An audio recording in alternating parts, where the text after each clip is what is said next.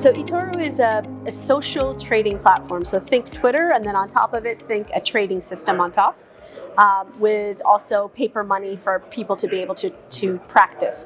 So its DNA is social engagement on our platform. We have about 32 million users on our platform globally. We're in about 100 countries. And then out of that conversation also is people practicing investing. We built our trading platform to be exactly the same as our paper trading platform, so people don't have like confusion in terms of how they practice. And then after they practice, they can either track other people, because it's a social platform. We got a lot of data, right? You can see what our users are doing.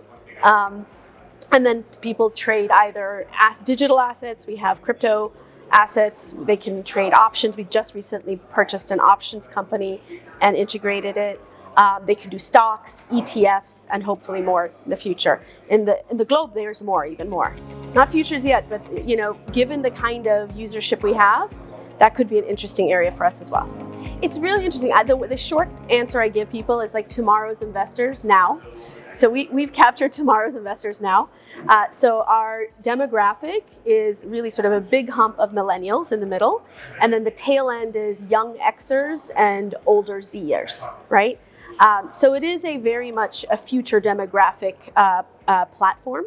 And it's a fairly large one, 32 million users, about 3 million account holders globally. We are newer in the US, but even in the US, we have about 2 million registered users who partake in our social platform. So ultimately, for us, where we find the value in giving individuals of this demographic background is ease of use. They don't really have patience for complexity. So we are very hyper-focused on design that is really simple. And they also don't necessarily appreciate a lot. They appreciate elegant and simple.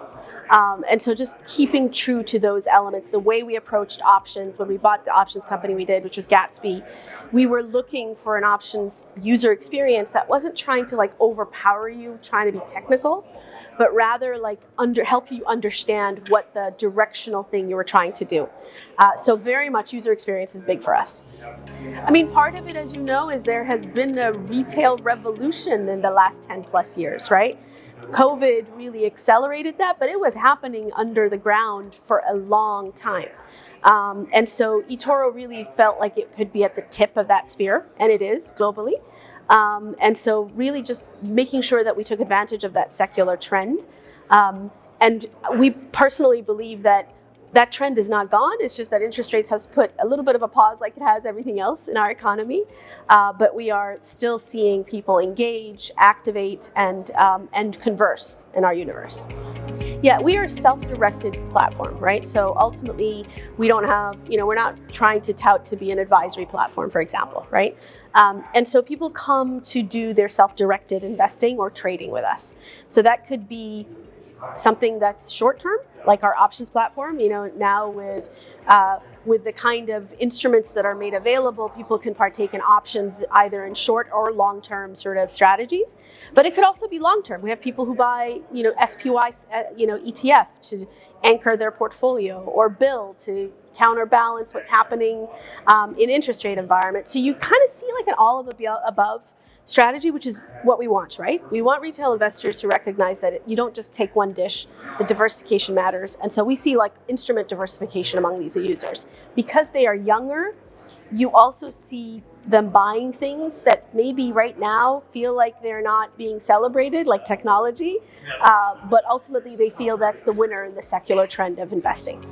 Yeah, I mean, for me, as you can see, I am not a typical persona at this conference. I think that what has happened in the options world in terms of everybody thinking it was just going to be this little niche instrument for so many years when I entered this industry. And then the last 10 years showed us, wow, right?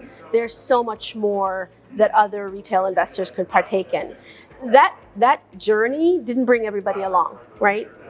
What I saw in crypto, whatever you think about crypto, whatever your philosophy about crypto is it brought many people along, right? So crypto has a very diverse investor base. It has a very diverse, whether it's age, race, whatever their backgrounds of individuals. I think that options has something special to offer to retail investors. And so I would love to see that secular trend continue to be a much bigger tent in options as well. There's a very important part options play in a person's portfolio. And I think that we are made better for it when more people partake. That's suitable for it. Yeah. It's interesting. So I was an outsider for most of my life in this industry, right? And so I look at it as a celebration of something that the thing I admire about options is that it really is an infrastructure that has a mature regulatory framework, right? And we see that is valuable as we see younger instruments grow up, like digital assets.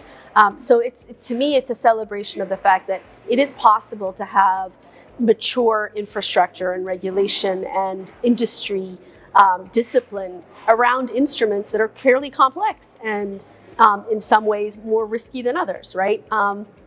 So I see it as a beacon, frankly, for other types of instruments that can follow in suit. So, I think the one thing I would say, as I look around this conference is I'm dying for a day where options conferences also are about the consumer learning from these experts here. From an educational, intellectual, but also a cultural element. And I know there are conferences like that in options, but I'd love to see more of them. And so that's my hope, is that this secret can be also being broken down and communicated to retail investors. I would say the first thing I tell people is don't get daunted by the language. I think that the one fault I give options industry is that they are so in love with their linguistic iron condor and all this other stuff that it can be a prohibitive factor. So don't get daunted by that. It's like literally giving a fancy word for an orange, right? So it's not that complicated.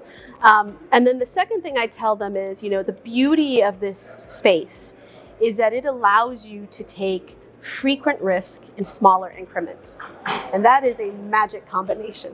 Everything else that you do might expect you to have a longer term orientation about it. So it's a real good complement to being able to practice what I think our industry offers for what is the future. The future requires all of us to practice smaller increments of risk more frequently. That is what options teaches you.